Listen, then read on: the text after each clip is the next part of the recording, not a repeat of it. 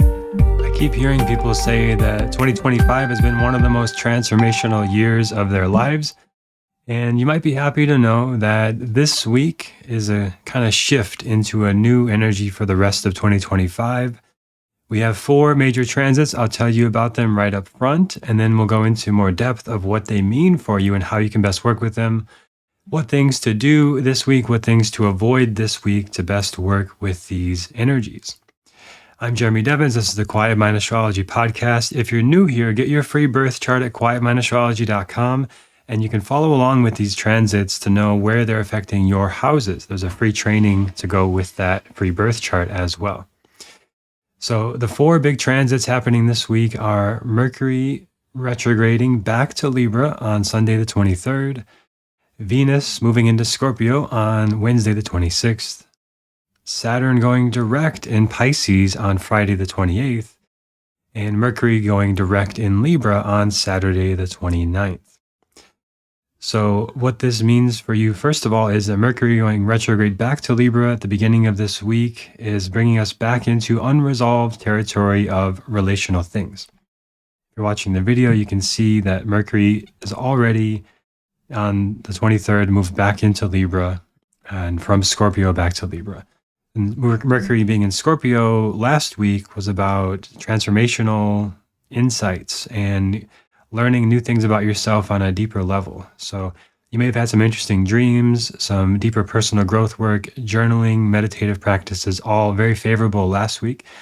And it will come up again in a couple weeks when Mercury goes back to Scorpio going direct.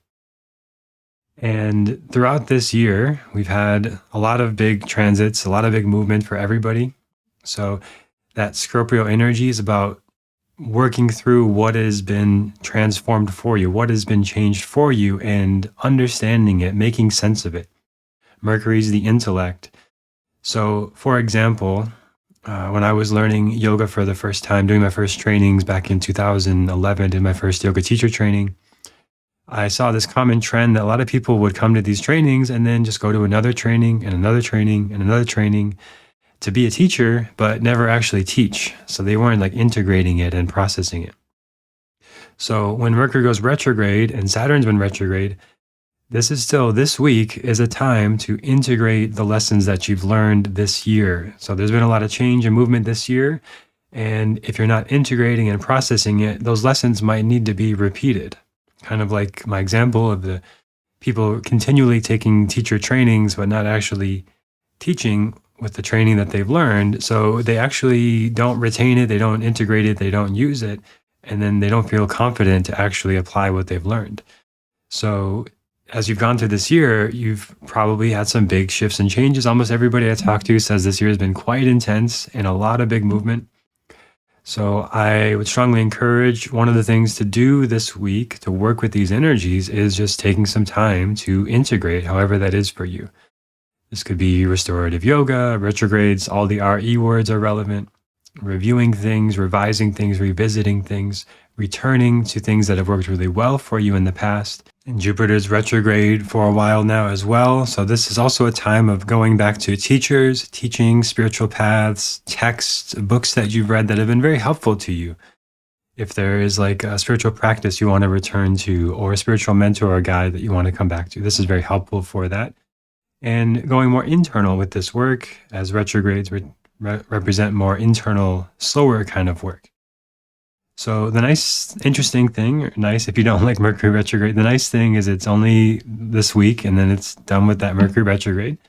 But don't worry, they happen 3 times every year and we've got many more to come for our lifetime. So I think of retrograde of Mercury as a positive thing, as a time to go back to what is unresolved, unfinished, review things, and clean things up.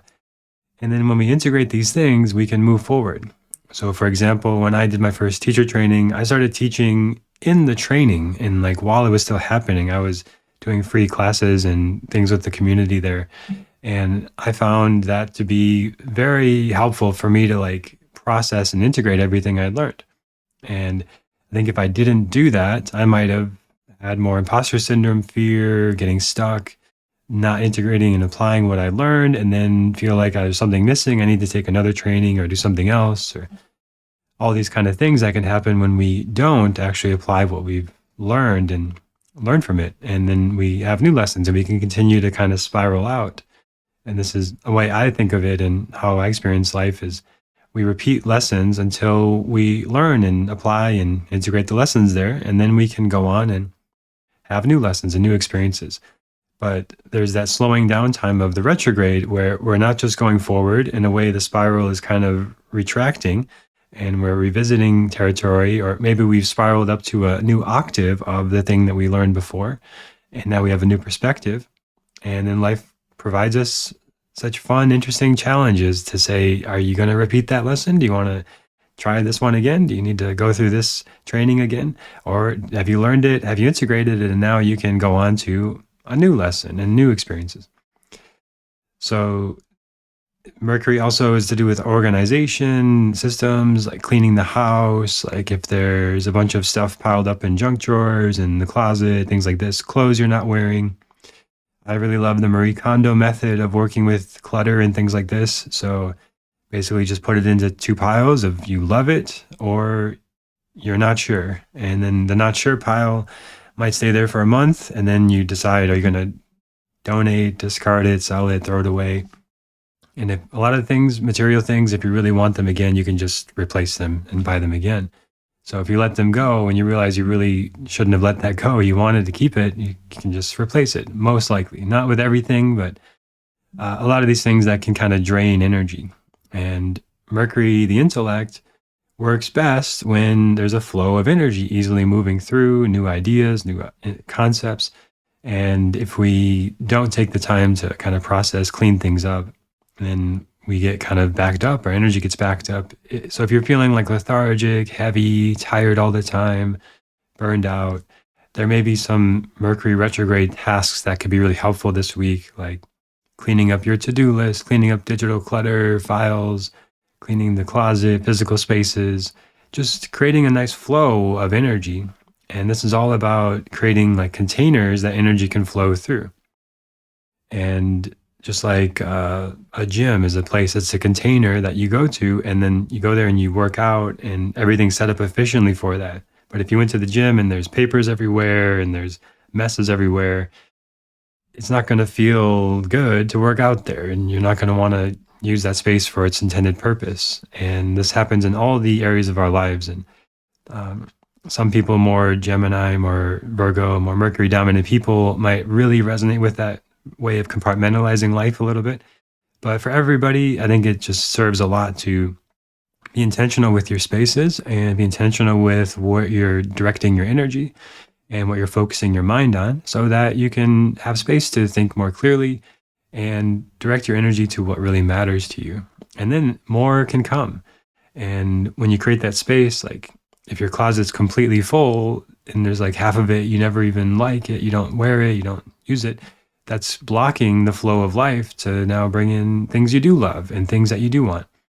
So if you love it, then that's the kind of stuff you probably want to keep in your life. And if you're not sure, just put it in the maybe pile, and then maybe you get rid of it later and maybe you want to keep it. But if it's in the maybe energy, it's going to start to create a lot of maybe energy in your life and start to feel like uncertain, unclear, unfocused, ungrounded. Ask me how I know. I'm just speaking from experience, but also working with thousands of clients over the years. I see the kind of amazing shifts that can happen when we consciously use these retrograde times for cleaning things up and clearing things out. And the next notable transit this week is Venus is going to move out of Libra, where it's been for a while now. And that's a nice energy for relationships. So this past week, maybe bringing in some more harmony in your life, more balance, maybe some more artistic expression. I did some coloring, drawing the other day with my partner. It was very nice, very sweet energy. That's a good Venus and Libra kind of activity. But now that is starting to shift on the 26th when Venus moves forward into Scorpio. So again, if you're watching the video, you'll be able to see that on the screen, where Venus is now joining up with the Sun and Mars. And Venus stays in a sign for just a few weeks, so it's not a super long transit, but while Venus is in Scorpio, and this is the love of what you love to do, your expression of artistically, romantically, creating balance and harmony in your life. With this Scorpio energy, which is about going under the surface, deeper understanding of things, and transformational kind of work. So this can be very transformative for relationships and romance, like bringing in new lessons, new insights, depth of connection, deeper conversations. But with Mars here in the sun, this is like action energy, fire energy. So there's an opportunity now to be more physically active in ways that are beautiful, like vinyasa yoga or power yoga, where it's very physical, but also about alignment, balance, harmony, these Venus kind of things. And this is starting in Vishaka this week. So it's a nice time to assess your goals, what you want to create in your life, what kind of nice things you want to have, enjoyable experiences. Like if you're wanting to set a goal, if you want to travel somewhere really nice, if you want to study something deeper and esoteric like astrology or tarot or Reiki or related similar kind of things that are about deep transformational kind of work. Venus here in this time and Mars here gives you the energy to take action. And then the sun brings this sense of empowerment through these things. So if you've been feeling a little disempowered by all the change and movement this year of like, it's not the easiest year, a lot of difficult transits and movements, and for myself and for everyone I talk to can relate to this. So if you felt you've given your power to anything, like, oh, if this just happened differently back in March, then, then I would feel this way. You're giving your power to that event that happened in the past. So you don't have much power left to do the things that you really care about and that you really want. So I would just encourage taking a moment to reflect. Maybe you want to pause this episode of just looking at maybe journaling of, is there anything that you've given your power to of like, if this didn't happen, then I would feel this way. Or if this does happen, then I can finally feel this way. Or if I get this, then I can do that. It's some way making your feelings, your experience of life conditional on something that you might not have any influence over. You might not have any power. So if all of your emotions are tied up in what's happening in politics, you have almost zero actual power. You can vote, and that's maybe you can involve the local politics. Maybe you actually get involved in politics. Now you're using your power for something. But if you're just kind of observing it and commenting on it and reacting and creating conflict with people on social media or something like that, this is not a powerful place. So your power comes from what you can actually influence, which is your actions, your behavior, your choice of where to direct your attention and energy. And Mars is a very directive energy with Venus here. So finding what you really love, like what lights you up, where do you feel empowered, where do you feel inspired? Maybe you want to go to an art gallery and get some inspiration, different perspective on things. Again, doing physical alignment-based yoga practices is very good to like embody this directive, intentional, but also harmonious and graceful energy at this time. Now, there could be a shadow side of this of getting into conflicts and stirring things up, disrupting things. Scorpio can be disruptive. Venus is relationships. Mars can be anger and outburst and even violence. So there can be some intensity coming up in relationships. And that is just another emotion that's part of our human experience. So when that arises, what do you want to do with it? How do you want to direct it? And that could come out as running, going for a run, or it could come out as starting a project you're really passionate about, or directing the energy into something that requires a lot of action and movement, like starting a nonprofit or something like that. It's like a lot of action required, and Mars brings the action needed. Venus brings the desire of what you want to be doing, and the sun brings your empowerment of what lights you up. All this in Scorpio makes everything I'm saying especially favorable for things like studying astrology or Ayurveda, or things that are very deep, psychology, therapy, dream work, that require a lot of deep introspection and deep understanding and just getting under the surface. Also very good for technology things. Like if you or anyone you know works in IT or computers or AI or something like that, where you've got to really get into the code and the understanding of things and the deeper aspects of it. This is very good for that kind of deeper analysis, research, getting under the surface of things. And then the next major transit this week is on Friday the 28th. when Saturn goes from being retrograde in Pisces, where it's been for a few months, and now Saturn is direct in Pisces, where it will stay direct in Pisces for a few months. It almost made it all the way back to Aquarius through this retrograde. So it went very close, 0 degrees, 56 minutes in Pisces. So we're kind of back to some of the issues that were present in April when Saturn first entered Pisces, the end of March and the beginning of April. And now we're going to sort of revisit in some way, like spiraling out through the lessons you've learned through April all the way now to November, starting this week. And it's going to happen over the next few months. And Saturn is about where we have structures in our life, the boundaries we have in our lives. And it's teachers, it's wisdom, it's maturity. So you're coming to a new level of maturity in yourself and finding new perspectives of the structures in your life. Saturn being in Pisces has us reevaluate everything and reevaluate all the structures and systems in our lives. And being a 9-year also in numerology, there's a lot of energy around endings, releasing, letting go, the completion of cycles. And Saturn in Pisces is suggesting that cycles may be complete, but are they fully? Is there something to still process, to grieve something of the past, to let go of something of the past that's hard to let go, to know what you really want, to know what boundaries you want to create? It's all a little bit watery this year for everybody, but it's coming into more clarity now, and we're starting to move out of this over the next few months. So it's a slow process with Saturn. Always is a slow process. But one of the best things you can do with this, and something I recommend all the time, is some sort of meditation practice. Even if it's just 1 minute, even if it's just one breath, you wake up and you say, okay, I'm going to take one full conscious breath before I do anything else. That is at least touching, getting closer to that meditative frequency where you have more clarity, you have more presence, you're less reactive. Saturn is about being boundaried, being structured, being disciplined, like knowing what you want and letting this in, not letting that in. And then Pisces is about liberation, spirituality, letting go of things, not being so rigid. So it's about boundaries and boundlessness, trying to find the dance of those two things, which happens every 30 years for all of us. And this was happening, you could say 30 years ago. So back in 1995, 6, 7, 8, around that time, when we were having this, and we were starting to move more into this internet era where everything was becoming more online. And that became that .com bubble. And now we have the AI bubble. And it's this kind of reevaluation of like, what does it mean to be a human and have a job? And what is AI creating and doing creative work and replacing everything? Is that going to happen? Just like it was on the internet, it's like people didn't quite know what it was yet, but it was being figured out. And there was a big bubble.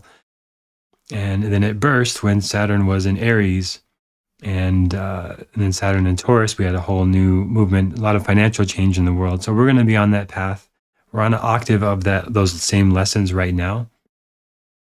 So the question for all of us, there's questions of identity. Well, K2 is still in Leo over the next year, and Saturn's still in Pisces over the next year. So now more than ever, the question of purpose, dharma, why am I here, what am I doing, is more relevant than ever before and more important than ever before. And these are the questions that astrology answers. So if you are struggling with this, get a reading with me. We'll look at your chart. We'll look at the signs of your purpose and your strengths, your challenges.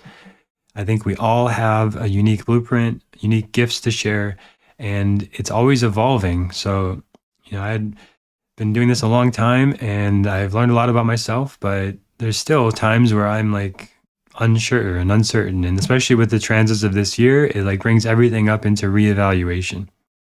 And it's very important to stay current with those changes and adapt to them and learn from them. So that's part of the lesson of this ongoing long transit over the next year and really another 2 years. So that's going on right now. So if you're feeling that, come back to what you know for sure is nourishing for you, where you know for sure you love what you're doing. Like if you love to paint, like just make sure you're spending time painting. If you love to be in the garden, make sure you have time in the garden. and how this makes sense, and like how you could make money from this, or how this could be your purpose, or what is secondary to alignment. And when you are just really doing what's really in your heart and your soul, the opportunities will start to follow. And the world is shifting a lot, but the foundational thing underneath all that is we are souls that came here for a reason. I think, in my perspective, that we're here for, you have a gift, you're here for a reason. There's something that only you can offer at only this time in all of humanity's history. You got to be born and you have something to offer and share. And it could be as simple as you want to just run a little Etsy shop and have a family and enjoy your life. It could be very simple. It could be as big as you want to start a revolution and have a whole new way of building a utopia society. It's all seen in the birth chart. It's amazing how much it's just in the chart. So if you're struggling with any of these questions of purpose, direction, guidance, astrology has very clear guidance on that. And especially Vedic astrology gives you the whole timeline. It shows you like, this is probably going to happen at this time, around these dates. You're going into this shift this year. And if you've had a reading, then do your annual chart with me. We'll look at the major stuff going on now, the transits, the dashas you're moving through, because it doesn't stop at your birth chart. You're always evolving and changing. And the more resistance you have to that, the more life is painful. And the more we can create space for that change to come through us, the more things can flow. And that's part of the lesson of Saturn in Pisces. Pisces is about the flow of life force, of spirituality, of the water element. Saturn is about creating the structure for those things to flow through us. And if we don't have the space for them to flow, then it's not going to flow. And if we are trying to use an old way, an old structure that's not actually aligned anymore, then again, things are not going to flow through us, because the way things are flowing is changing in the world, and the energy in the whole collective is shifting. So it's our role to adapt to that. And that's one of the gifts of astrology, to help us see how to do that. And then the last notable transit this week is on Saturday the 29th, when Mercury goes direct. So there we go. We made it through the Mercury retrograde by Saturday. So again, I encourage this week, Sunday through Saturday, taking time to do the retrograde things, so that now we go forward, you're thinking more clearly, your mind is more sharp, you're directing your energy where you want it to be. Again, essentially, you've set up the system so that life force can flow through you, and energy, ideas, information can flow through you in an intentional way towards what you really want to be creating, especially in Vishaka, about what kind of goals you want to be setting in your life, what kind of vision do you have for yourself. And then that's going to just carry on for the next few months as Mercury stays direct, moving forward, bringing in potential new ideas, new friendships, new connections that can support you in your vision and goals. And that's what we'll be doing at Mindful New Year coming up in December. Every year I do this for many years now. It's a really incredible way to review the past year, process it, and then plan for the next year. So we'll be doing that at Mindful New Year, looking at all of the major transits of 2026 and then how you can best work with them. And that's coming up. So right now, this week on Saturday through the next week, things are moving forward and there's a new flow of information and ideas. So if you haven't checked in with your goals from this year, and maybe you didn't exactly reach the goal you wanted, but you got the lesson that you needed, and now you want to reassess and set new intentions for December, and then maybe all the way into the new year. In December, we will do Mindful New Year and start planning intentions for the year ahead. But with this Mercury Vishaka energy, it's like, what do you really want to create? What really aligns for you, especially in relationships? And like, is there something you want to adjust in your relationships, bringing more harmony, connection there? And it's a nice way to end out this week and this month. And really in December, it's going to be a bit more steady. So December will be a nice year for a more internal kind of energy, with Jupiter staying retrograde and the philosophy, spiritual kind of part of yourself going more internal to have perspective on things. But everything else, almost all the major inner planets besides Uranus and Neptune, will be direct now through December. So we've got some forward movement energy besides the Jupiter retrograde, but otherwise it's a nice energy to carry us into the new year that's coming up. I will do the December horoscope soon as well, so we'll look at all this stuff going on in December. but I can give you a little preview now. It's a bit more steady than most of the months of this year, and a very nice time to work on integrative practices to process what's happened this year. So more on that coming soon. And if you're getting my emails and getting the weekly horoscopes, I check your inbox because I send out a list of things to do, things to not do the week ahead. It's a nice list to reference throughout the week and come back to and work with these energies rather than against them. And then also I'll be sending out a special offer around Thanksgiving as a thank you for all of your support this year. And that's only going to go out to the emails. So if you're not getting those emails, go to quietmindastrology.com and you can sign up for the free weekly horoscopes where I send out practices you can do each week, do's and don'ts, and exclusive offers like for this Thanksgiving. Thank you for listening. Hope you have a wonderful rest of your week and look forward to sharing more with you next time on the Quiet Mind Astrology podcast.